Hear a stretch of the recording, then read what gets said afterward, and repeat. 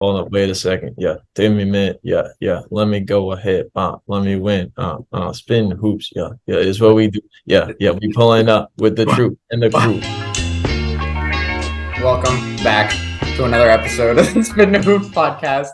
There might be an intro you guys see right before this, but yeah, basically, welcome to another episode 6, Spittin Hoops. This is the Bay Area edition. Ignore the Nationals hat. I needed something to cover my hair. Anthony is here, the resident Celtics fan who's living life easy currently, and we're here to round up some playoff basketball. Anthony, you got anything? Happy holidays, Max. Did you celebrate? Yes. I really enjoyed the day, the normal day. That's good. That's good. That's good to hear. I'm glad. No incriminating content on this podcast. More than Um, yes, of course. But let's just say I had a Kevon Looney type day. We'll just say that. Uh, check he his was awesome. check his stat line yesterday if you want to know what I'm talking about.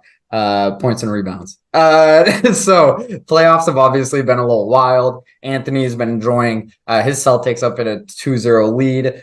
The one clip that we have so far on our channel is me telling people that the Warriors are going to slap around the Kings, and we're currently down 2-1. So you can imagine my last week has not been super fun. To be quite honest. Tony, do you have any games you want to highlight? We're going to go through each series, probably just give our thoughts on how that's going, and then cover some main storylines. Main highlights. I'm thinking, yeah, man. What's going on in San Francisco there? What's going on in the Bay? I mean, do you want to? We can get into it. We got some other series we could just cover really quickly, but if you want to deep dive that series, I can talk about that all day. All right, let's warm up. Let's warm up with some other ones, and then we'll get into it. All right, let's warm up. Let's just go through the three series that I think we don't have anything to talk about really. Kind of going the way we expected. First is Nuggets-T-Wolves. Obviously, it's game 3 tonight. Nuggets are up 2-0. I don't have any big takeaways from the series. The T-Wolves just don't have the talent to compete, in my opinion. The only thing is Jamal Murray's looked great, which I love to see. But that's about it. Yeah, I'm right with you. This series is kind of just get through it series, get on to the next round. Not really too much of a takeaway either way. Jokic has been great, and Jamal's been incredible. So yeah, we'll see. We'll see how that goes. Yeah, and I haven't seen enough or not enough from any of the role players to really care about that on that end. I just think there's a talent gap that's pretty massive, but Yeah, they need to be tested. The Nuggets do.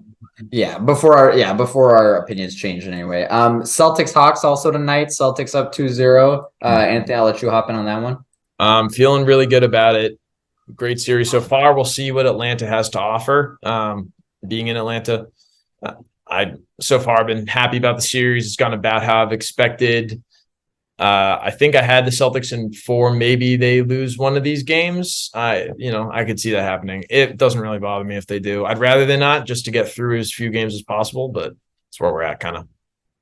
Honestly, I'd be pretty shocked if you guys dropped any of these games. The way it's going, I feel like Tatum could miss a game and you could still win the next two, to be honest. Also, you have 6 man of the year, Malcolm Brogdon. So Yes. big announcement. Congratulations. Did we first guess that?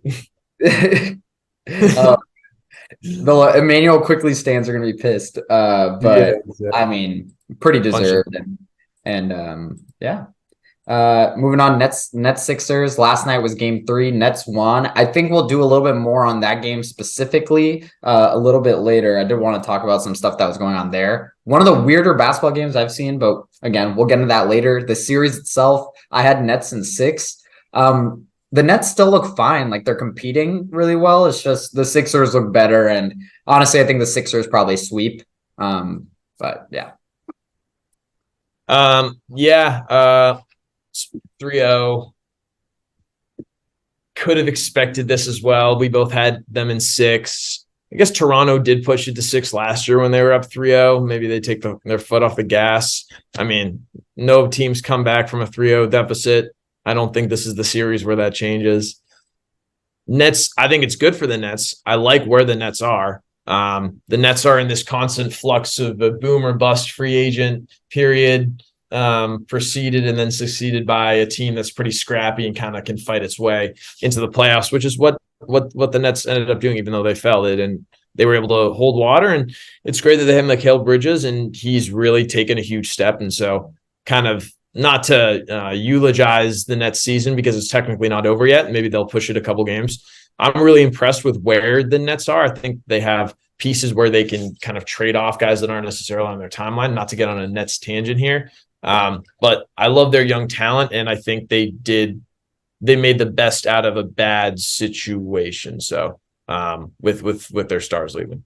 No, I completely agree. I also think they have enough assets who've shown not that much diminished abilities compared to winning situations. Like Dorian Finney-Smith, they could flip him in the offseason for a first-round pick, I feel like, low-key.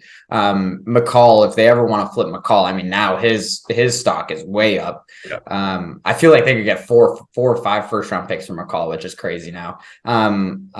So I tend to agree. They also have guys like Dinwiddie, who I don't love watching play, and he still owes me money from when I was a Wizards season ticket holder, to be honest. But that guy, he could get traded for a first round pick too. So they have the assets to now go ahead and blow it up, or just keep building. Make some moves on the side, etc., and go from there. But I guess that'll be a bigger conversation in the offseason about the Nets, because they also don't have any of their own first round picks for like 3 years, because of the Harden trade. So that was the three series. I think that we don't have really anything to talk about. Do you want to cover Bucks Heat also, Anthony? I know you had some points about that you wanted to make. I did, and then we'll go in a quick pivot before we get back to the more contentious series. My point was that the Bucks kind of showed what they showed back in their championship run when Giannis was hurt for a couple games, and they closed out the series in the Eastern Conference Finals. So they're a deep team. I definitely give them credit for that. Deep in a different way. I don't think they have the same number of players that the Celtics have in terms of quality depth personally. However, the talent of their depth up top is pretty impressive when you lose your best player and you're still able to beat the Heat pretty tremendously, even though they don't have Tyler Hero. So I think that's kind of a factor, but so just an interesting series that, if nothing else, maybe it forces the Bucks to play a few extra games and can kind of slow them down. Yeah, which would be nice for the Celtics too, of course. Yep. Assuming you guys get through Philadelphia round 2, obviously. I do think the Bucks, they have more hoopers than I thought. I still can't believe the Suns got rid of Javon Carter for a second-round pick, and they're just playing 25 minutes a game on the Bucks every time Giannis is out. It's like situations like that. Grayson Allen was pretty much a throw-in and a trade when they got him from Memphis before last season, and it's like they just have a lot of these guys who can play extended roles, not for a long period of time, but different aspects, if you will. So I really like them. Personally, though, I feel like we kind of knew this. I'm also not a huge believer in the Heat. Even up until 2-3 weeks ago, I felt a lot better about the Heat than I did even a week or two ago. They've looked, I don't know, some Raptors vibes of like just capitulating completely this season, which is a little sad, but yeah. Yeah, definitely on real quick on your point about the Bucks, and we'll also get into this. But looking at the guys who scored, Bobby Portis at 13, 15, 5, Middleton 16, 6, 7, Lopez 25, Holiday 24, and 11 assists. And then Grayson, who you just mentioned, Pat Connaughton and Joe Ingles combined 15 of 24 from the 3-point line. Yeah. So, and I think they tied their record for most assists in a 3-pointers in a game, and tied a record for assists. So they're just humming on all cylinders. So I think it does it says a lot about the Heat, and it says a lot about the Bucks, both of these, in like the directions that they're going. But definitely a dominating statement from the Bucks. Yeah, still, it's like a big statement. I would be I'm less impressed than I would be hypothetically concerned had they dropped a game or two. This is kind of what I was expecting out of the Bucks. I think I predicted them to sweep the series or win in 5. So I also didn't know Giannis was going to be out, but it is what it is. Okay, so I think that's the 4 series that we have the least to talk about. That's the 1 through 3 in the East and the first seed in the West. I don't think any of us, even with injuries, see any of those series going a different way. But we'll talk about those more next week when they're probably done. So Yeah, most definitely. Before we get into the deeper ones, Max, I'm going to give you a brief quiz, just a trivia quiz. I'm curious if you knew this because I was intrigued to see what this is. Okay. Can you name? We'll do most and then least, just top 3. The most playoff appearances in a row. The top 3 current franchises with the longest active streak. Ooh, current. Okay. Current, yeah. Plans don't count, I'm assuming. Plans do not count, not like the post regular season playoffs. Okay, so I'm just gonna run down the list of teams. So Denver, maybe. I feel like they missed of the playoffs in there at the beginning of the Jokic thing when they had Jokic and Nurkic. I think that was like 2017. I think they missed the playoffs around then. Grizzlies missed the playoffs year 1 of Ja. Kings missed the playoffs up until this year. Suns have probably made the playoffs for a little bit since CP3's got there. Clippers have made the playoffs since 2017. Warriors missed the playoffs. Who else? Who else is in the West? T-Wolves now. And then 7th seed was the Lakers, who missed it last year. So I almost don't think it's anyone in the West. So that's my first thing. I think the Nuggets are the most likely in there. But that's my initial guess. Let's say Bucks, Celtics, because I feel like the Bucks haven't missed the playoffs in about 5 years. Celtics haven't missed the playoffs in a long time. Since the Jaylen Brown year. Celtics, Bucks, Heat. Damn. I mean, okay. You nailed Nuggets are the most in the Western Conference with 5. Okay. They're number 4. Okay. That's what I was thinking. Because the last time they missed it was 2017. So right. Heat were 4 in a row, but they're number 6 overall. And you got Celtics and Bucks with 9 and 7 respectively. Okay, so there's one more. So let me figure this out. Not the Cavs, not the Knicks. The Heat. Who else is even in these playoffs? Is it the Sixers? Yeah. Oh, 6 in a row. I should have known that. That's funny though that those top 3 teams are the top 3 teams. It's like currently, according to odds from what I remember. So, yeah. Right, yeah, I found that surprising. Okay, and then real quick, most misses in a row.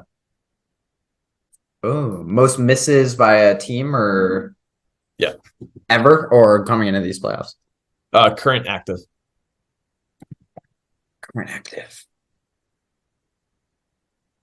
Charlotte.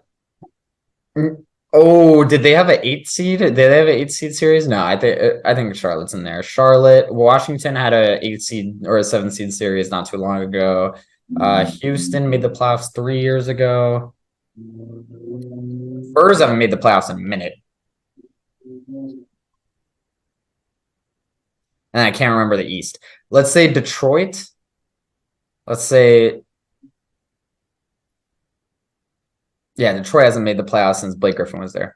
Detroit, it's one of the teams in the West that just named. I'm blanking out on them now. Houston, San Antonio. Dude, I don't remember NBA teams, man. Why did we make a podcast? I'm blanking so hard. Yeah, we'll say Charlotte. Screw it. Detroit, Charlotte, and it's not Houston. It's not San Antonio. I think it could be San Antonio. I don't think it is. Fuck it. Fuck it. San Antonio. Let's go. Yes. Let's go. Oh, Good let's shit. go. You nailed it.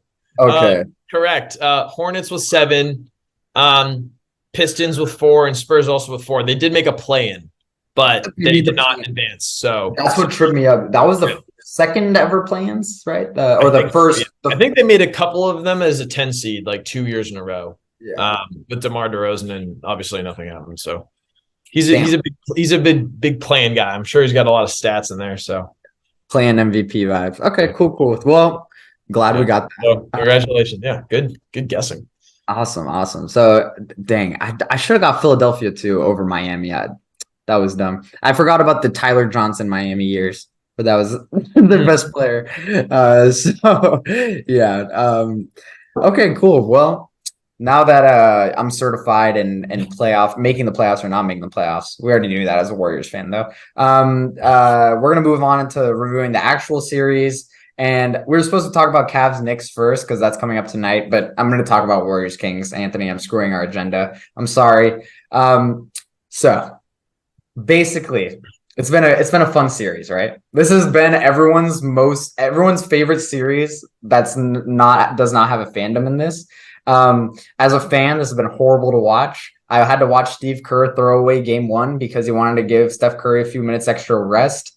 I had to watch Andrew Wiggins brick a game-winning shot when Clay had a wide open layup to win the game too. It's like great. Love that for the Warriors. Game 2, Draymond gets ejected and suspended. Uh, you know, I obviously disagree with it. I'm a Warriors fan. But I'll get into that more later because I think there's some equivalencies with some stuff that happened in Philadelphia last night that I would like to talk about. I know a lot of people say they're completely different scenarios, but I'll get into that later. But overall, I think the There Warriors are different scenarios. they are literally different scenarios. You are I can't I mean technically you are correct. Like but if I mean James Harden got thrown out of that game for smacking someone in the hips, we'll just say. So if that gets you ejected and Draymond stomping on someone gets you ejected, it's a little funny. Anyways, the series has not been fun for me. My heart rate has been up constantly. But we have this one guy. I don't know if you've heard of him. The best shooter in history, Yeah. Yeah. a top 6 player, the best player in history. Should he win another chip? We have that guy. So I think we're good. Warriors in 6. Not best player in NBA history if he wins another chip. Get the fuck out of here with that. Wow. Yeah, he's amazing, and they're probably going to win the next game at home. I didn't think that they were going to lose game 3 at all. I had like 5% confidence that the Kings were going to go in there and pull it out. I don't care if Draymond's not there. He's very pivotal, but they can win without him, and they showed that tonight. So when I did see the Warriors fans saying the refs are blowing it for us, no, they're not, because what's going to happen is just what happens. So I mean, from a neutral fan's perspective, I think the thought was, no, you guys will be just fine. Yeah, it has an impact.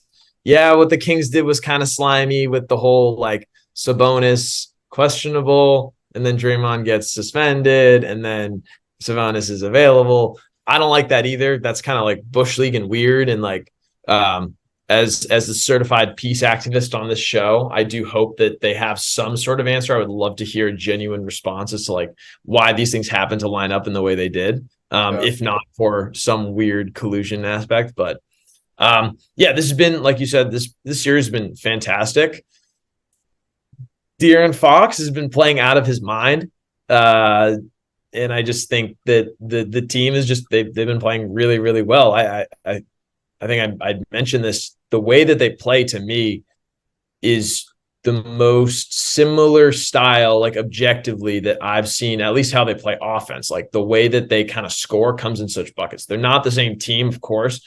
They don't have the defensive caliber to be able to, they're not as good. Just the style in which they do it is so similar. And I think, especially on the road where the Warriors haven't been really able to lock down on defense, like they're seeing that. They're like, oh shit. And that place is just rocking. I've loved this series. There's definitely a lot to get into about like the Draymond and the Sabonis situation and everything. I remember seeing them also both fall on each other in game one. I don't know if you saw that. I was watching game one. It was like it's some I think third quarter, and I The inbounds pass where Sabonis trucked Draymond on the inbound literally like fell, and then like the camera kind of like panned, but you could see them still like trying to get up over each other like in the corner, and like I was curious if the announcers were going to bring it up. They didn't. So it's definitely been a chippy series. I feel like every year, every 2 years, Draymond is in some chippy series or other. So, either it's everybody else in the league or it's him, whatever the consistent aspect of that is. But I haven't seen Sabonis doing this before with other players. Maybe you have, but Sabonis is definitely to be honest, currently I'm not a Sabonis fan, right? Like I don't like Sabonis right now, but in general, he is one of my favorite players to watch. I think it's very interesting as an offensive hub. He does so much. To be honest, he's like if Draymond was an actual offensive threat, that's how he runs the Kings offense, a lot of hands-offs, passes, etc. So I'm a big fan of Sabonis. He does do this. He is a notorious complainer in my opinion. Not Luka levels and not Draymond levels either, but yeah, I think he does do that a lot. I also thought it was funny that not one person came out and roasted Draymond. It almost felt like a lot of NBA players were like, oh, we don't like Sabonis, so we're going to come out and support Draymond. Because, I mean, we'll get into it, but as much as I don't think Draymond should have been suspended, Draymond also did step on Sabonis, right? So it's hard to be super oh, Draymond didn't do anything. He did step on a man, but it is what it is. Also, the Kings putting Sabonis as questionable when he's chest bumping all the rest of the players and whatnot. And then I saw a bunch of tweets that are oh, dude, Sabonis is running on adrenaline. He's fine, man. He's injured. He just couldn't feel it when he was chest bumping. I was like, dude, man, if he really got stomped and he was really injured with a contusion on his chest, he wouldn't actively be trying to chest bump people. That wouldn't be your first response. Anyways, I think Sabonis was fine. I don't think there was any chance he was missing the game. And it was some good karma because he was terrible. And Looney is just destroying him in this series, to be honest. I think it's hilarious because I think that's why we can afford Draymond being out. I mean, Looney last night had 4 points, 20 rebounds, 9 assists. Just better than Sabonis, flat out better than Sabonis. So in yesterday's game, not in general. But that's my thing. I think Warriors in 6. There's a good chance the Kings win in 7. I think De'Aaron looks really good, but this adjustment that we did, having Wiggins play as the primary defender, really hurt him last night. I hope they stay with that. But yeah. We both said Warriors in 6, right? I think I might have said Warriors in 5 because I was feeling myself a little bit. Okay. I think I said Warriors in 6, so obviously my bet is still in play. I don't know if I want to ride it, but I might ride it and just say that I feel like I can totally see the Warriors winning this next game, especially with Draymond back and motivated. Plus, they're at home. They're feeling good. They go into Sacramento. Their record was 11-30 on the road, so that means they win 1 out of every 4 games on the road. So if they can protect their home court and then the statistics fall where they may, perhaps this is the game out of 4 potential road games where they do get that win. And maybe they just want to hurry up and close out the series. So I think 6 is still in play. I don't think it's crazy. This happens. The Suns were up 2-0 on the Bucks in the finals, and the Bucks came back to win. I feel like we've seen a decent number of series. I remember when the Celtics had their goofy squad, we were down 2-0 against the Bulls in the first round. We came back and won in 6. So it happens. Sometimes the better team gets punched in the mouth, and then they punch back. So I think that's how it will go, but I could be wrong. I completely agree. I hope you're right. But I do think also the Warriors last game, they stopped messing around with the motion offense, which literally Mike Brown knows every part of our motion offense. He was our assistant coach last year. And they started just pick and rolling with Steph every time down the court, dump it to Looney, let Looney make the second pass, kind of in the Draymond role. They ran that every play last game. The Kings didn't have a lead after the first quarter at any point in the game. I think it suggests that we figured something out. And also GP2 didn't play last night. Poole has been injured this whole series. He's been terrible, but he he got to the rack last night. I think he had 10 free throws. If he can do that while still shooting terribly from three, it'll be fine. I am nervous though. I am very nervous. Moving on. I'm going to keep my prediction, by the way. Moving on. Tonight's game, Cavs-Knicks, 1-1 right now. Wait. Hold on. Wait. What's your new prediction? No, What's your prediction? I'm going to stay with my prediction. 6 Warriors in 6. Oh, Warriors in 6. I thought you said Warriors in 5. No, I mean, I said Warriors in 5 previously, but I can't You think Warriors in 6? Okay, cool. I like it. I'm adjusting. Cavs-Knicks 1-1. Game 3 is tonight. In today's game, I actually got. I think I'm probably going to go with the Cavs. I think the Cavs are going to come in and be energetic or whatnot. But you picked the Knicks in this series in 6 or 7. I picked the Cavs in 7. I don't think either of us have probably seen anything to make ourselves feel good or bad about our takes. Yeah, I think the one thing I did notice was, even though this was at home, the Cavs win was more dominant than the Knicks win. That shows two different things. That shows that the Cavs that happens all the time. So whatever, win is a win. So yeah, I mean, I think Madison Square Garden is going to be rocking tonight. So the first quarter, I think, is going to be huge here, depending on how quickly either one of these teams can lay their imprint on the game. The longer that the Knicks can be, what's up? How quickly? Yeah, how quickly, yeah, how Emmanuel they can get in control of this game. And I think as long as the Knicks have a sense of control within the game, even if they're down a bit, Madison Square's rocking, they have a much better shot. I feel like they're just going to split these two games. Yeah. Anyways. So however they split it, whether it's MSG rocking tonight and the Cavs aren't quite ready and they lose, or maybe they are ready and then game 4, the energy comes right back and it works, because I think this is going to go 7. So I feel like they split this one. No, I totally agree. And I kind of am a little nervous to see if the Knicks young guys, if the moment's too big for them. Like, this is RJ's second playoff series as a Knick. This is Jalen Brunson's first. Yeah, I know he's not a young guy, so that's a bad example. But you're second. As a Knick. Quentin Grimes, first playoff series. Like, quickly, I believe this is his first playoff series, if I remember correctly. Like, a lot of these dudes, like, they don't have that experience that I think would serve them really well. I think this is the series where they're going to get that experience.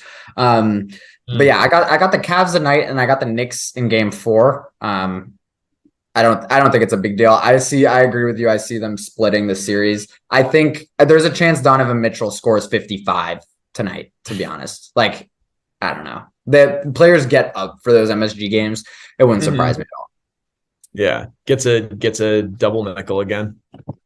I mean, shout out to MJ.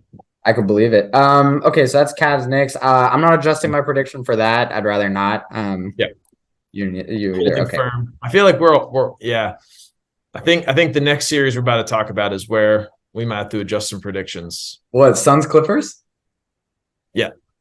I mean, I had the Suns in 7, and I think you did too. I'm not adjusting my prediction at all. If anything, I feel way better about this now than I did at the beginning of the series. The Suns bench is awful. Like, they are scrambling to put together minutes of any sort. I saw Bismack Biyombo play 20 minutes in an NBA basketball game, and it's 2023. I thought it was 2018, and I was watching the Charlotte Hornets. Like, I couldn't believe it. Damian Lee, Warriors legend, who is making $1 million a year, is scraping by playing 15, 20 minutes a game. Like I do not feel good about these Suns. And then KD does not look like KD. Like, Book looks amazing, but KD doesn't look like KD. Norman Powell looks better than KD right now. Like, I'm not saying he is better, obviously, but like, the Clippers nearly won yesterday's game. Like I don't know. I am sounding the alarm on the Suns.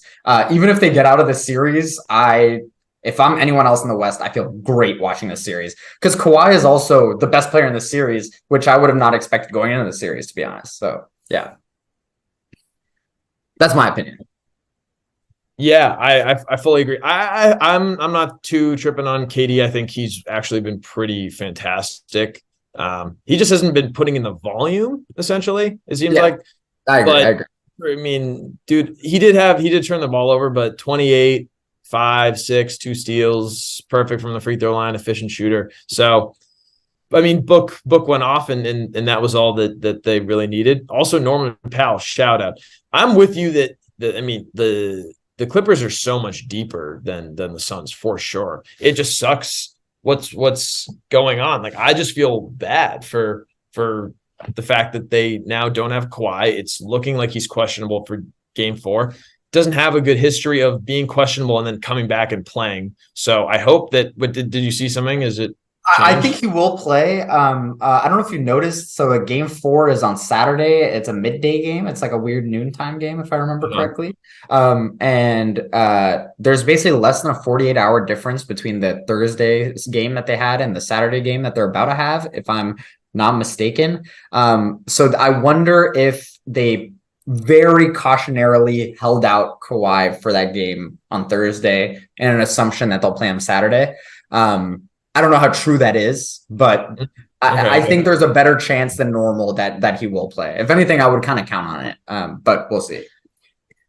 Yeah, if they do, then this could go back to 2-2. I just think if he's not playing, then even though Phoenix isn't winning convincingly, I just think maybe it goes to 6. I feel like this is another team, much like the Nets, who kind of have a scrappy group of guys right now because their stars are out. Reminds me of 2019 before they got Paul George and Kawhi Leonard. So we'll see how it goes, and I think that they can definitely push them to at least 6 without Kawhi. And if they have Kawhi, then I think it goes 7. Yeah, I mean, I have a Clippers to outright beat the Suns in the series bet. I feel better about that bet now than I did before the series, but I feel obviously worse about that bet now that I did after game 2. After game 2 was 1-1, I was like, oh, dude, the Suns are screwed.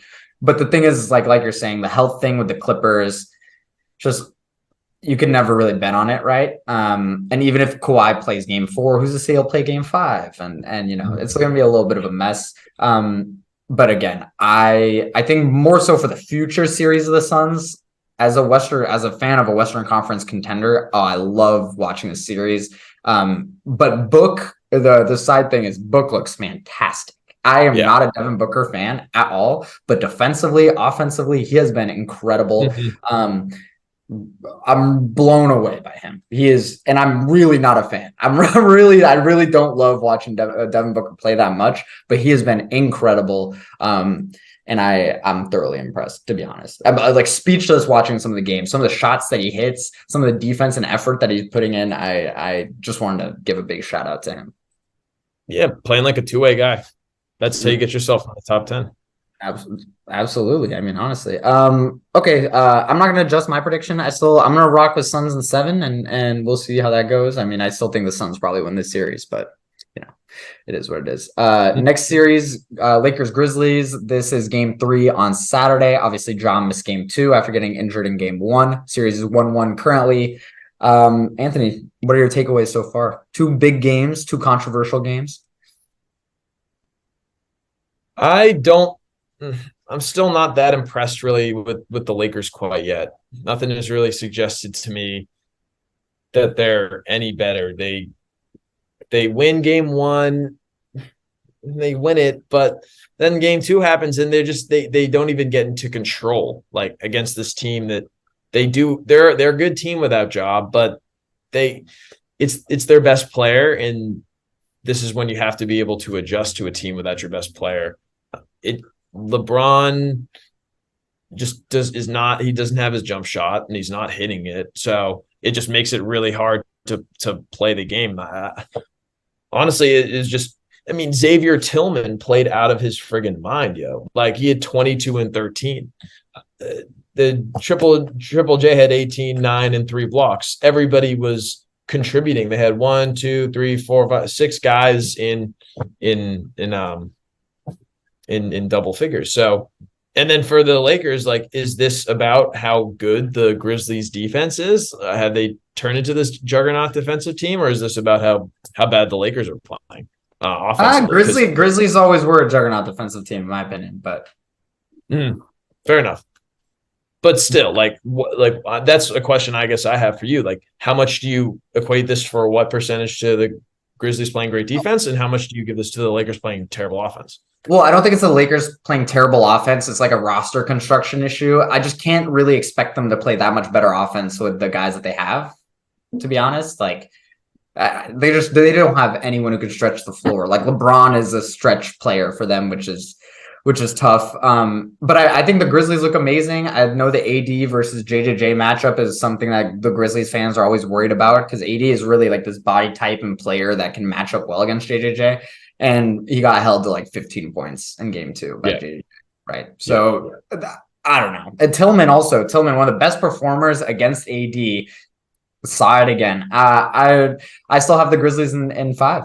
I've not seen a winning basketball team on the Lakers on the court for like 2 months. And a winning basketball team that can contend. Sorry, they win games, sure, but I give full credit to the Grizzlies here. Jaw's hurt. They kept performing. That's how I feel. I don't know. The Grizzlies got a game last year out of the Warriors without Ja. So if they can get a game out of the Warriors, then they can get easily 2 without Ja. So I think the rest of the series without Ja, in my opinion. That's where I think if the Lakers can make adjustments to playing without their best player, we'll see what happens. But I'll hold on to my Grizzlies in 7. At least I have the Grizzlies winning it, just because I think the Lakers will run out of gas. Maybe the Grizzlies do that thing where they kind of play down to their competition in a few games, like they did last year against the Wolves, which they do often. Yes, I think they just do that. So that's why I think it'll go 7.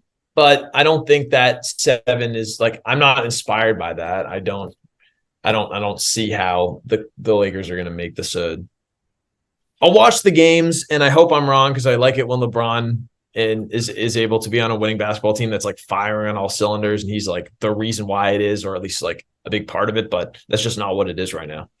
I fully agree. You're not going to get a game like Dylan Brooks had in game 2, all the time. So like if Ja's out, like obviously I don't pick the Grizzlies in 5 like I would otherwise, like I did before the series. But if Ja comes back, even like for game 5, game 4, I got Grizzlies in 5. That's kind of how I'm feeling about it. D'Lo is getting exposed. Like it's rough. Yeah. And it's like I'm a big D'Lo fan, obviously former Warrior. He got us Wiggins and Kuminga, so I love that guy. But like it's everything we've said about D'Lo for a long time, right? About his inability to play off ball, his lack of defense. If he doesn't have the ball, he kind of tunes out. We're seeing a lot of that. It's pretty sad. I'm a big D'Lo fan, and this is kind of a situation you would hope he could play well in. You run the pick and roll with AD, and then you spot up and play off the ball with LeBron. And this is a situation where offensively he should flourish. It's not there. It's not there, man. I don't see him being a starter on an NBA team next year, to be honest, at this rate, which is a little worrisome. Ooh. Yeah. He's been pretty trash, and he hasn't been able. He's not even shooting it well enough to justify the things you're talking about. So exactly, he hasn't been helpful. I think as for their other Minnesota trade guys, it's the guys that they didn't get from the Minnesota trade seem to improve much more than the guys from the Minnesota trade after it happened. Like Rui has become so invaluable for them. He looks great. Austin Reeves has been amazing. And Dennis Schroeder's been amazing. So or at least he's been serviceable. So for those guys to really be stepping up, and then the 3 of Vanderbilt, Beasley, and D'Lo. Vanderbilt's been all right. He's been playing solid defense. He does kind of seem like he doesn't really know what to do when he's playing offense, when he gets these passes and he kind of fumbles it and just drops it. And then as for Malik Beasley, you came for one very specific, everybody in the whole gym knows it. Like sit in the corner, hit threes at a 43% clip. And that's not what's happening. So what are you going to do with these guys? And so the only one you can really play right now, at least for something, is Vanderbilt, and you can't even trust him on the offensive end. So I don't know. I mean, with Rui and Austin Reeves, like they're playing well. So I'm a fan of those two, but it's a weird situation for sure. They just don't have any two-way guys. Like all their guys are good on one end and not the other, right? Like Rui is great offensively, but to be honest, he's not amazing defensively. Reeves, same thing. Vanderbilt's like the reverse, where I love Vanderbilt defensively, but if he has any responsibility offensively, it's gonna look bad. To be honest, it's not a winning basketball team, man. I don't have much else to say. Okay, so that's all the series that have gone on so far that we've covered. Is there anything else that you wanted to a little touch on for those series? I just wanted to get into some notable injuries to notable stars. First we can start with Bucks. They win without Giannis. Grizzlies, they win without Ja. Those are two just big players that we don't think are going to be out for the long term, but their teams were able to still get it done. Any panic button stuff there with you or no? Definitely not, based off of how both teams responded when they found out their star player wasn't there. They both stepped up. They both played really well. And we feel as though these injuries are day-to-day enough to not really panic. So liked everything that both teams were able to do. Does not mean by any stretch of the matter that they are better without their star player. Yes. I know that's a narrative that happens sometimes, and you look at the winning percentage. They did the same thing with Kawhi in Toronto. They did it with Ja a few years ago in Memphis. It happens. It's okay. It's okay that you have a good team as well as yourself as a good player. There's nothing wrong with that.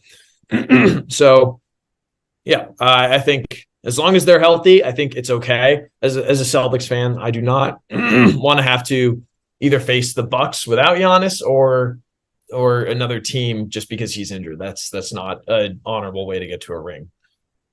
I mean, yeah, it'll probably happen, right? Like all the playoffs have some sort of injury. Not saying it'll happen to Giannis specifically, but it is what it is. I totally agree with everything you said. The one thing is the Ja thing with the Grizzlies is a little interesting. I feel like we've seen it for long enough now where I'm kind of like, what's going on here? Like, I don't know.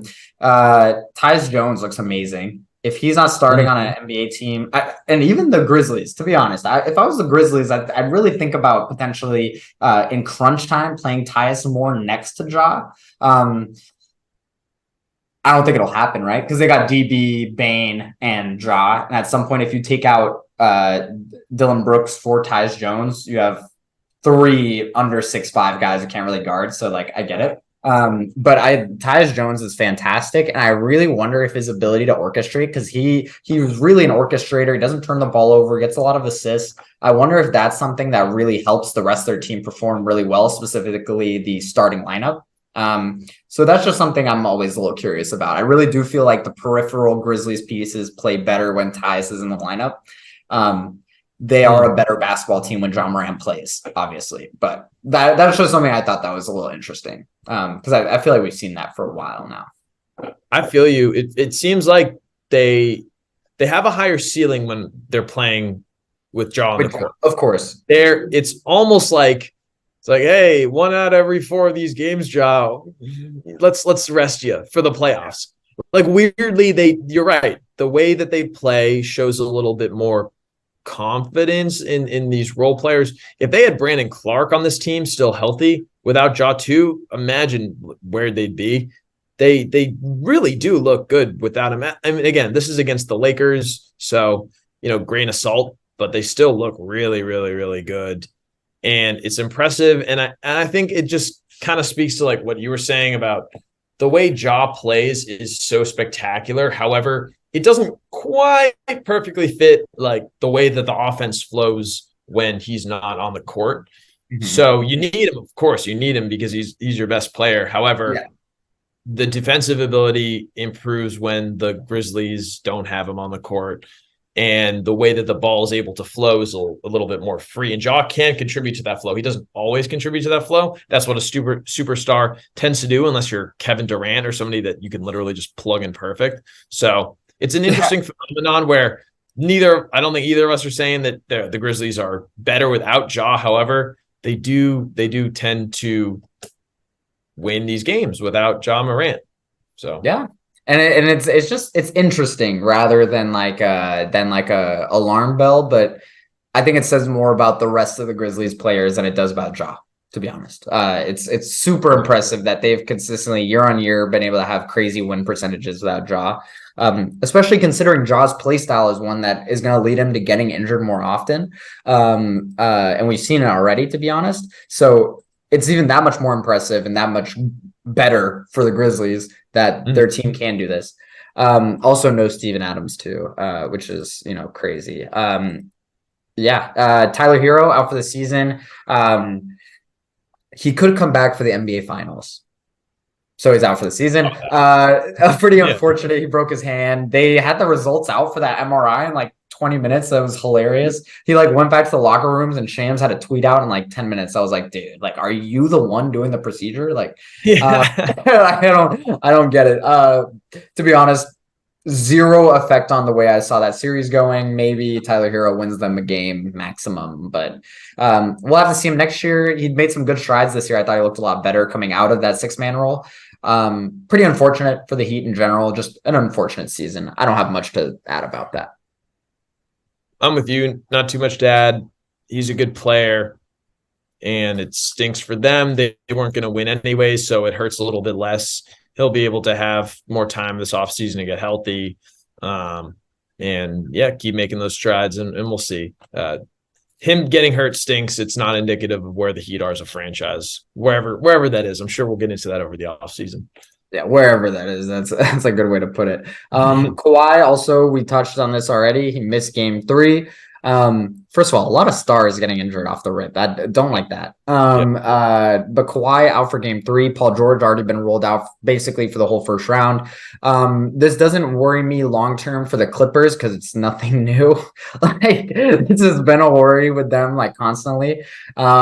I would be more worried also if what we had seen from Kawhi wasn't literally like some robotic god. Like this dude, when he plays, is insane over the last 2 months. I think the last month of the season, he was Western Conference Player of the Month. I'm not worried about Kawhi or the Clippers specifically. It's just like this is what happens when you sign up for the Kawhi Paul George package. It is what it is. I hope they still win. And Kawhi's looked like the best player in that series, in my opinion. So he's been amazing. He's been spectacular. That it sucks that this is what the Clippers kind of are. I think that people are starting to wonder about who won that trade. Both trades looked good on the surface. Just they haven't been able to be healthy at the right times, and the circumstances haven't gotten there. I hope that they're able to get some success out of this, but they just keep getting injured at the wrong time, and they were both healthy this time. They were healthy going into it, and then just wrong thing, wrong time, perfectly happening. So to be fair, but yeah.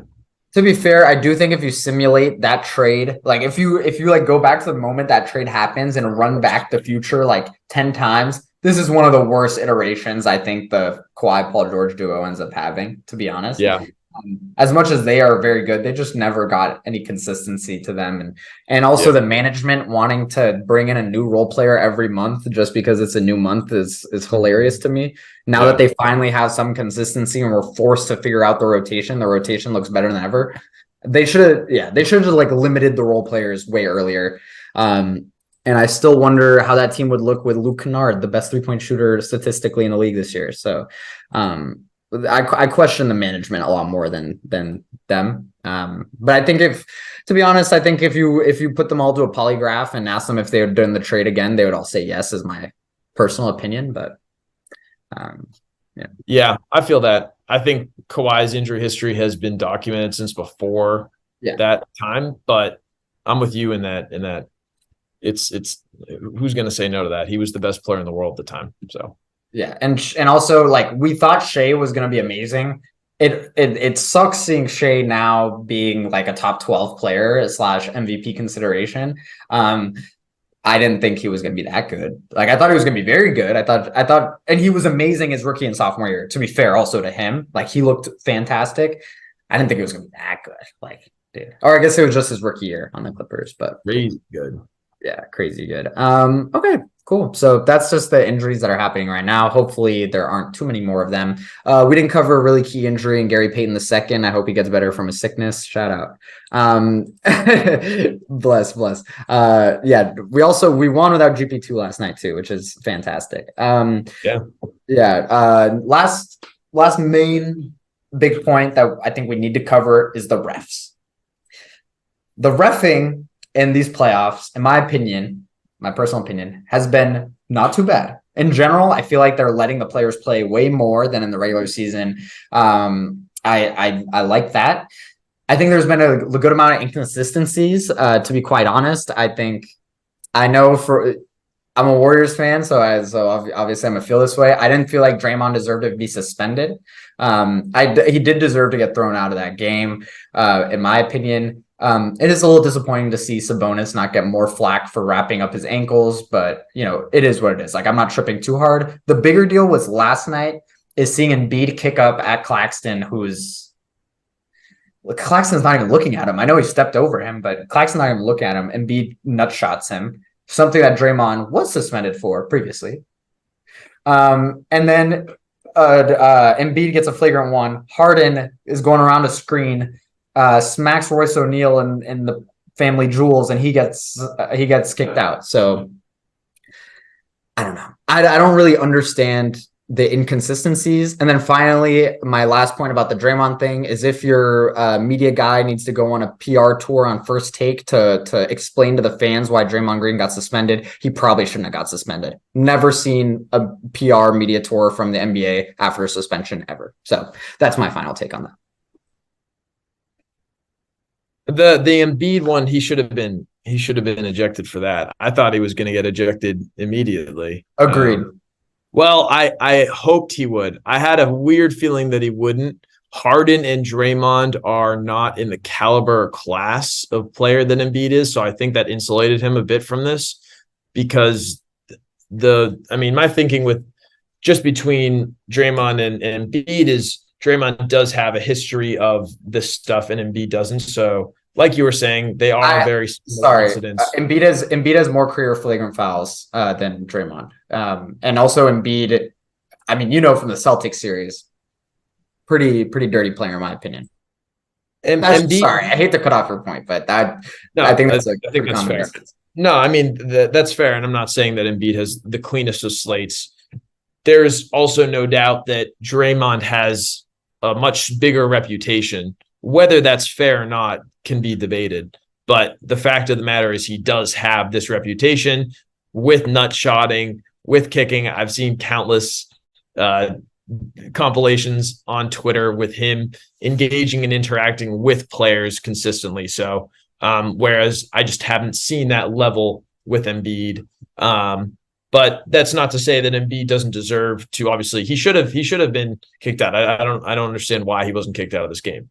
He should have been kicked out. Same thing. If you're going to be hitting players in the nuts or stomping on their chest, I think Sabonis should have too. But it's harder to notice that just because what he did was kind of like an inward motion like this, and it's not as like noticeable as like a lash out versus all these, right? Exactly. He did like a punch or like a or like Embiid like kicks. So you can see that motion versus he's kind of going like this. So it's like, oh, is he just like rolling back? So you don't notice that till the end. So I say in the moment it's okay that he didn't get kicked out for the lack of understanding where it came from, but he should have been too. In hindsight, just be consistent with it. If you're going to suspend players for doing these things, then suspend players for doing these things across the board. And then I don't have a problem with it. I don't have any personal emotion attached to this either, because these aren't my team. So I get why for you this is much more frustrating. For me, it's just like, be consistent across the board, because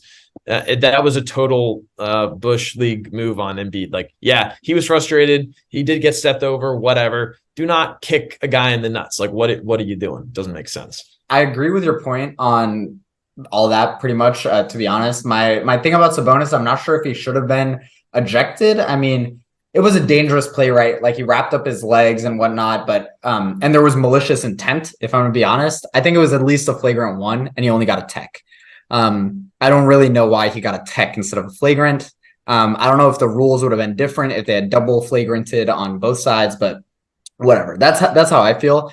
On the Embiid to Draymond point, my thing is like the reputation, first of all, I don't think should really matter. And the reputation is so subjective that I really have an issue with it because Draymond Green has played double the games in his career that Joel Embiid has. Embiid has more flagrant fouls committed. And I know like it's a perception based thing. Draymond has done these things in marquee moments and whatnot. But if we're really analyzing who's like quote unquote the more dirty player, I mean, statistically, you could easily argue Embiid is.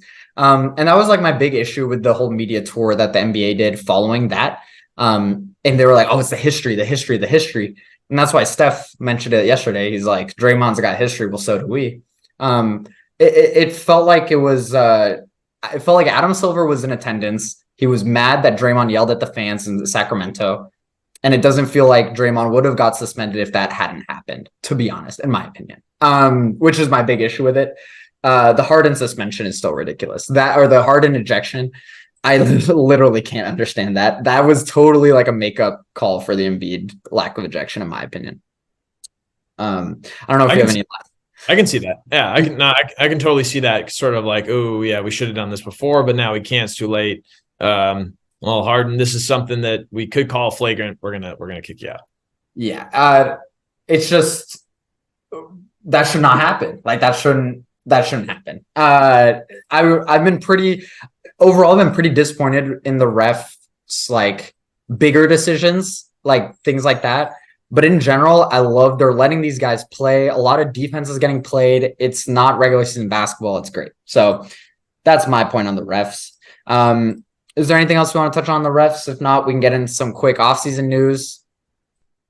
Yeah, I mean, refs just got to kind of tighten it up, I guess.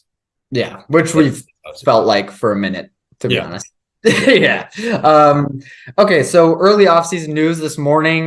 Nick Nurse was fired, which shocked. That was the terminology that was used. I don't know if his contract was up. I should have researched that a little bit more. But Nick Nurse will not be the coach of the Raptors next year. Not overly surprising. They've had two pretty disappointing seasons, but this is one of, in my opinion, probably top 5 coach in the league, who's now on the market. So yeah.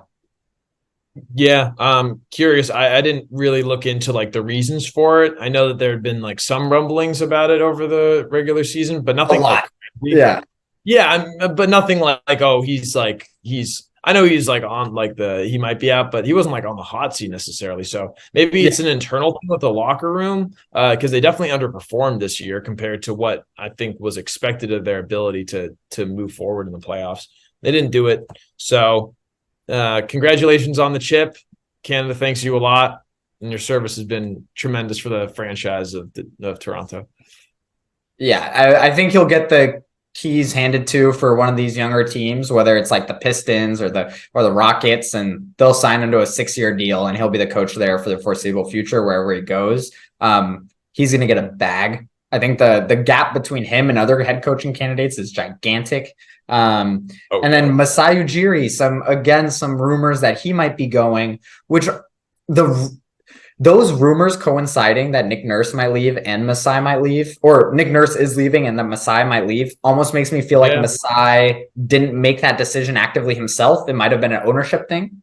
But it has been a disappointing season. I had the Raptors being a top 3 seed going into this year. They didn't make the playoffs. So I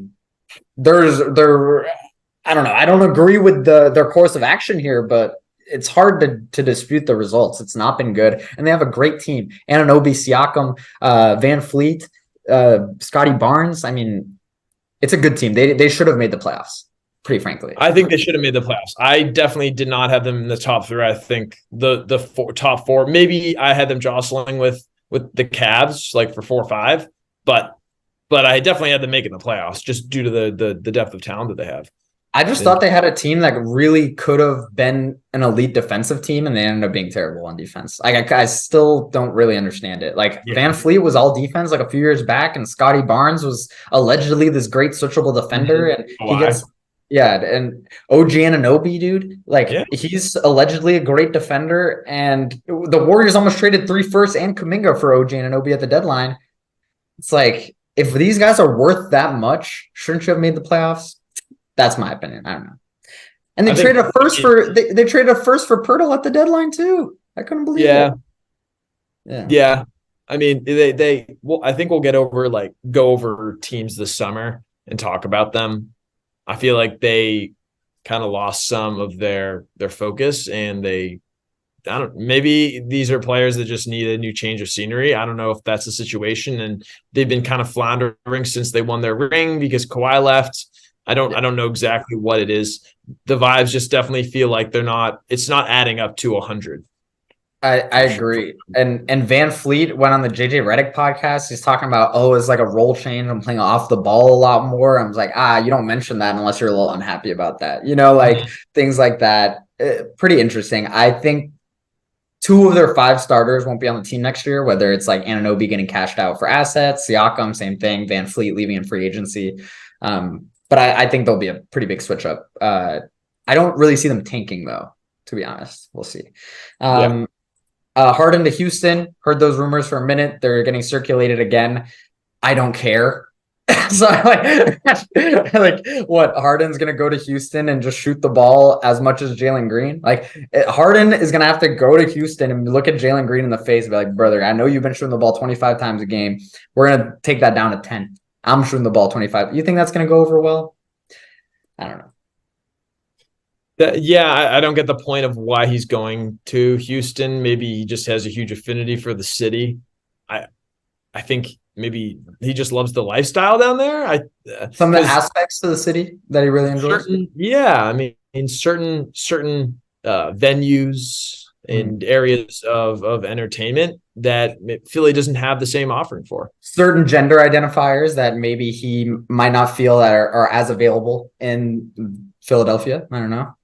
Exactly. And having the creature comforts of home is just such an important thing for one's mental health. And for him, I think there's something, to be able to do this and to do this. Those are both important, motions in Philadelphia. I don't think he's getting enough of this one. I totally agree. And sometimes, you grow up in one place like California and James Harden's situation, but you really find your home away from home. Like Houston, maybe. And then you don't really realize it. You spend some time away from home, and then you're like, no, this is my home. If the ownership signs off on Harden going back to Houston, this is a punting of their whole rebuilding process. I don't see it going well, to be honest. I don't. It's just like, not at all. It's the codification of yet another NBA franchise. The only difference is Harden didn't get them any rings. So if they want to go and honor their Hall of Famer that's been the best player on their team in the last 2 decades, go for it. But it's not going to get them anywhere, even if they get Wemby. So it won't get them anywhere. What it will do is speed up the experience of those players on the team because they're going to be in a play-in situation, maybe. And then maybe if they make it to the first round, that'll be helpful for their development. That's like the only thing. And why would he want to do that for the city of Houston? No, it's for a max contract, but we agree. It's also sure, they might get that development in that way. But if you have Wemby, wouldn't you just want him to have the ball? Because Harden's not going to be like, oh yeah, Wembanyama, I'm coming back to Houston. It's Batman and Robin. That's not the way Harden's going to think. He's going to go, oh, I'm back in Houston. I'm trying to score 36 again. I don't know. I hope I'm wrong because on one hand, there is there's a version of James Harden that kind of keeps transitioning into this main point guard, and he gets to just run pick and rolls with Wemby and just throwing alley-oops all game. I don't really believe in it. And also, if you're the 76ers, are you just letting Harden block? That's another thing that no one ever discussed with this. The 76ers have no ability to get assets for Harden if he leaves in free agency. So do you think that they're just going to be like, okay, yeah, Harden, sorry, no max contract for you? No, they're going to give him a max and he's going to stay, in my opinion. Does he have a player option at the end of this season? Yeah, so he signed so remember he took a pay cut, signed a 1-and-1. Yeah. He'll opt out of the second year, and I think he'll look to sign a long-term max. I believe Philly retained bird rights on him, and they can go over the cap and sign him to whatever. It's just since the last contract he had was a 1-year deal, the gap between what Philly can offer him and any other team can offer him is actually pretty small. So if you wanted to take a pay cut and go elsewhere, it wouldn't have like that big implications on him financially. And if he goes to Texas with the way that the tax system works, he's going to pay it. Like it might be he's making more there. Exactly. So that is something that's interesting. I just don't. If they make the second round and they have a 7-game series against the Celtics, you think like Harden's gonna be like, well, we tried, man. Like, I don't know. I don't think so. I think he'll stay. Last thing, something that hits close to home. Obviously, I'm here in DC. Tommy Shepard fired as the GM of the Wizards. The reason I want to touch on this is I feel bad for the guy. He was hired in 2019, was expected to win with a team that isn't good, and then ownership fired him and released a statement basically saying, "Oh, we expected to make the playoffs." That's what worries me the most. That statement of firing your GM and saying, "Oh, we were extremely disappointed we didn't make the playoffs." Like, what'd you expect? Like, I don't get it. Yeah, they're just gonna stay in mediocrity. You get Porzingis, Kuzma, and Bradley Beal. I don't know what you think your ceiling is going to be. Who cares if you make the playoffs? Who cares if you make it to the 8th seed? It's giving the vibes of the Pistons a few years ago before they with Blake Griffin and like Andre Drummond or the Magic with Vucevic.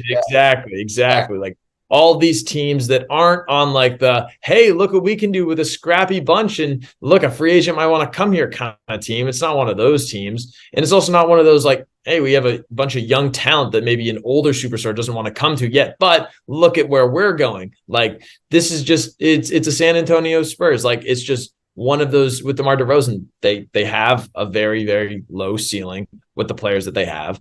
They have really good players, but they don't have players that can take them anywhere. And exactly. So high floor, low ceiling. What's the point? What are we doing? And then they're like, we want to make the playoffs. So even first of all, their team was at no point good enough to make the playoffs in the last 3 years. Yeah. Like, I can't believe they ever expected to. Like, and this is so what's important, like obviously I'm kind of in the know with this, is that this ownership group really, so they own the Mystics, the Capitals, and the Capital City Go-Go, along with the Wizards, and they're trying to put everything under the same umbrella called Monumental Sports, which is the parent company, right? And this all really happened while I was a season ticket holder of the Wizards.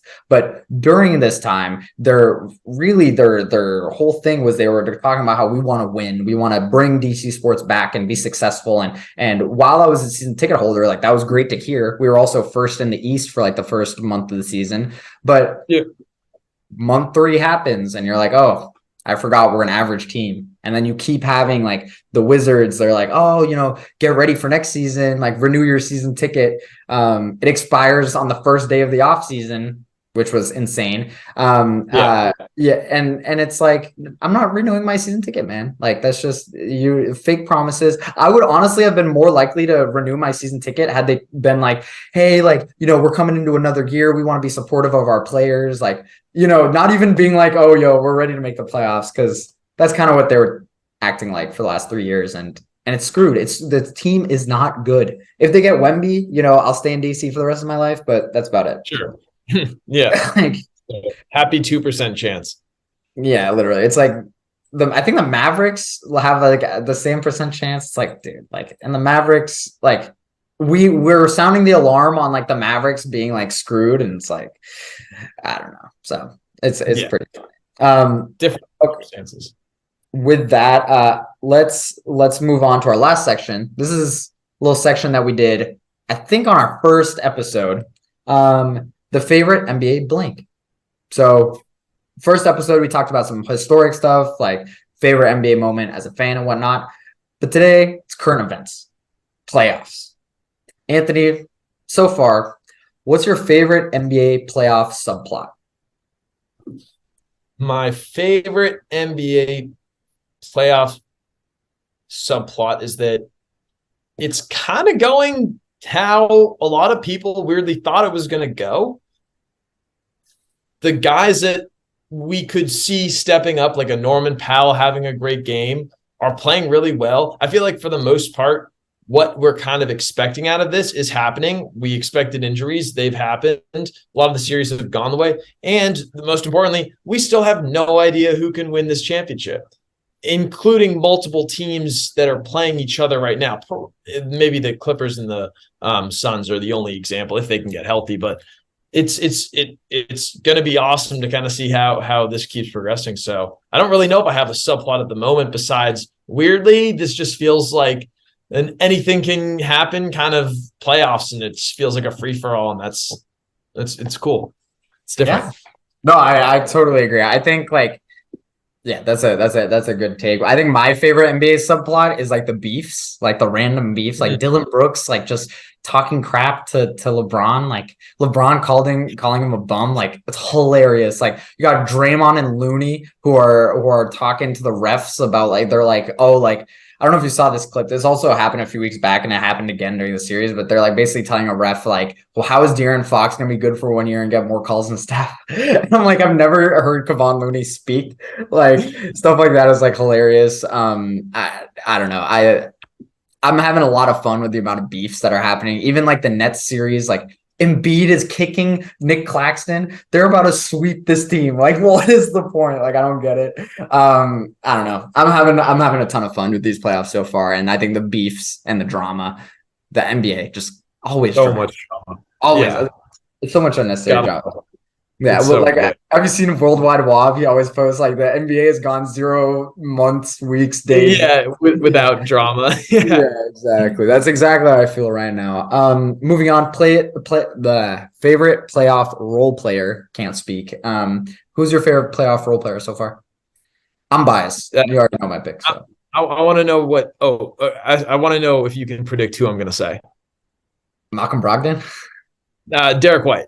Oh, okay. Derek White's been amazing. 25, 6, 4.5, 20 assists per game, 2.5 blocks per game. Small sample size. We'll see how it keeps going. He's been munching against the Atlanta guards, and it's just hilarious. He's this weird combo guard that can play the two. He can play the one serviceably, two-way player. I feel very confident about. I know this doesn't change things, but I still hope he makes the all defensive team. Man, I loved him. There's now many nights where he's playing and he's the third best player on the Celtics. So just to have another guy that's like obviously third best player on the team every single night, so helpful and encouraging for me as a fantasy. He's been amazing. It's against the Hawks. I'm sad, like, not to discredit him. Yeah, and he's still playing against Young and DeJounte, but it's like I just want to be devil's advocate. He's been amazing. I cannot slander that. Have to pick a Warrior. I'm gonna pick Kevon Looney last night. 4 points, 20 rebounds, 9 assists. Who do you want? Sabonis, who's shooting 45% from the floor in the series, or the guy who's gonna shoot 4 times a game, have 10 rebounds and 10 assists? Not close. Sabonis. I'm gonna be honest. In this series, I'd rather have Looney, but that's like just a difference of opinion. Like who's playing better in this series? It's Looney. I don't know if people want to hear that. To be honest, like just in this series, who's playing better? I think it's Looney. So far, of course, but I don't really particularly see it changing. I think Sabonis, if you're a center against the Warriors and you're scoring less than 20 a game, you better be shooting 60-70% from the floor, and Sabonis is shooting 45% from the floor. That's like Andrew Wiggins, man. So and he's also rebounding way worse than Looney throughout the series. I am very curious I think Looney is actually going to get benched for game 4. Just because Draymond's back. We'll probably start with Draymond, but I think Draymond's minutes are going to go down a lot because I don't think we can really play with 2 bigs on the court. I don't think we can do the Draymond Looney stuff against the Kings. They have too much spacing. So that's for my favorite team, my favorite role player. Side note, I was roasting this team a ton previously.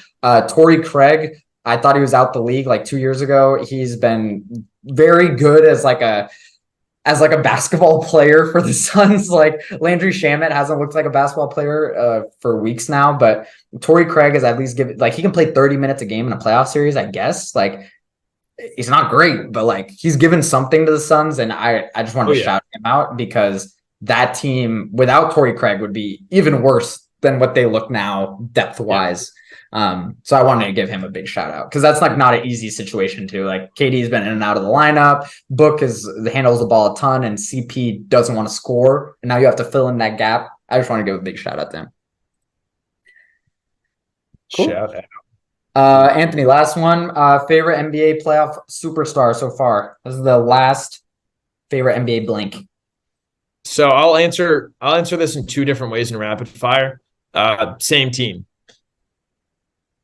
Playoff superstar, the superstar of the playoffs this season in my mind has been Kawhi Leonard. I think he's been the best player. And so I really hope he plays. I really hope he gets healthy to play the way he did through game 2 if his knee is that aggravated. I feel like he's just one of those guys that gets like these soft tissue issues and these like ligament issues, and he gets creaky and he gets old and it just hurts to play through. So it's impressive that he's been able to do it. 34, 6, 2 steals a game, playing out of his mind. Hope he gets healthy. My favorite playoff, my personal superstar, this is awesome, is the redemption of Russell Westbrook. Yes. Yes. In spite, so this is crazy, in spite of the fact that he shot 3 of 19 in the first game, and he played incredible defense and had one of the plays of the playoffs to save that game by blocking Booker and then throwing it off of him in like out of bounds. Unbelievable attitude and presence. So in spite of that terrible shooting game, his numbers have gone from 16 points a game for the regular season to 22. He's gone from his shooting percentage has gone down a bit, but his 3-point percentage is up almost 7 points. His free throw percentage is up almost 22 points, and he is up in rebounds, assists, blocks, and steals, all of his categories. It's great to see him playing well and really functioning as a guy that isn't this like, can he ever be played in the league again? He's putting up serviceable minutes against a really good championship contending team. So I'm loving that for us. Yeah, I totally agree. I think Kawhi's been the best player when he's on the court in these playoffs.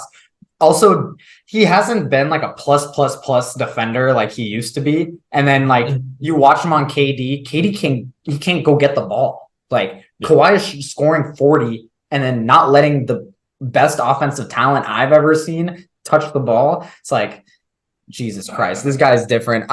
Great shout out on Russ too. I actually did want to mention him at some point here and I never did.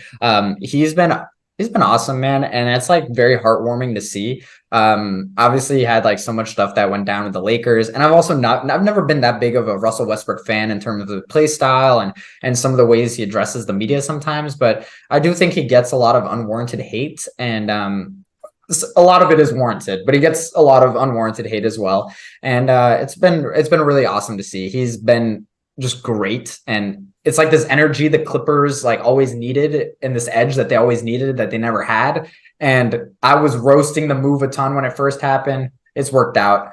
And I would love to see the Clippers beat the Suns in this series. It would be great. I'd much rather see Russ on like who got cut from a team re-sign with someone else and beat KD and the Suns than KD get traded from the Nets and then they beat the Clippers, So yeah, that's kind of where I'm at. The last thing I actually just wanted to highlight performances from Darius Garland and Donnie Mitchell, like the Cavs guards in general. They look great. I think there's a chance one of them comes out of this first round series averaging 35 a game. Like they've been great. I just want to give a shout out to them because I feel like we didn't give them enough shine. Cavs in 7. Sorry, Knicks fans. Knicks in 7. Is that right. Do you share my superstar, or do you have a different person? For your super, I mean it's Kawhi, man. I can't pick anyone else. I think Steph should get more credit for playing with a bunch of bums like he always does, but I also don't want to call the rest of the Warriors a bunch of bums. So I'm not going to give him too much credit yet. Yeah, so we'll see. Playoff non-superstar. Anyone who's been terrible. We didn't even write this down. I just want to ask you. Yeah, the anybody that was traded from the Timberwolves to the Lakers and LeBron AD. So the Fab Five right there. So anyone over the last year who went from the team, because Malik and Jared Vanderbilt had their little like 6 months vacation in Utah. Remember? Oh, that's right. Yes, they did. Yeah. That's the little Pretending they- yeah. yeah, exactly. I'm gonna say RJ Barrett. Mhm. I feel like he hasn't been horrible, but he's been pretty replaceable for a guy who was a second overall pick 4 years ago, and yeah. Yeah, like 10 a game. Yeah, and if you dude Knicks fans on Twitter, like to be honest, I just at some point I don't know who else you're gonna play. Like I'd rather just have RJ and trot him out, and even if he's having bad games, you just deal with it. Knicks fans on Twitter literally want him to never touch like a basketball again for the Knicks. Sometimes, like I don't know. Stephen A's like, oh yeah, we should bench him for the rest of the series. Okay, Stephen A, man. Like, Yeah. I don't know about that. But all right. maybe in the offseason explore some options. Yeah, and I mean, if I'm the Knicks and I win a first round series and I have all this young talent, I'm totally down to start buying. Like last year, it was a lot harder to reason buying Donnie Mitchell after not doing anything. So. Yeah, I'm very much with that. That I think they're in a much better place now, so they can afford to buy some guys here. Absolutely agreed. With that. Anthony, is there anything else you want to touch on? Obviously, Celtics play tonight. My Warriors play tomorrow. But I think outside of that, we kind of covered everything we wanted to cover. Yeah. I mean, for now, we'll just be sitting back watching these games and spitting hoops. Peace out. See you guys next week. All right, ciao.